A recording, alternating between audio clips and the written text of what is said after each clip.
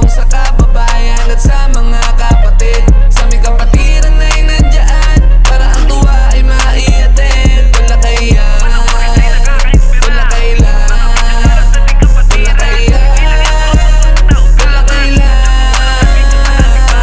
Ganyan talaga pag sinabi na tastil yun. Ano ba pagsubok ay nakahandang tumulong. Isa si Tulakay sa mga nagsusulong ng ating kapatirang minahalay siyang umugong. Saan mapanig ng mundo, tao ka mabiisisigaw buong buo. Sumuporta kapatid, dali ka panoorin mo. Inspirasyon si Tulakay at magiging gabay ninyo. Sa pagtulong sa kababayan at sa mga Grabe, solid ng EPES na 7 trumpets. Maraming salamat sa inyo mga kapatid. Imagine gali pa tong Cebu.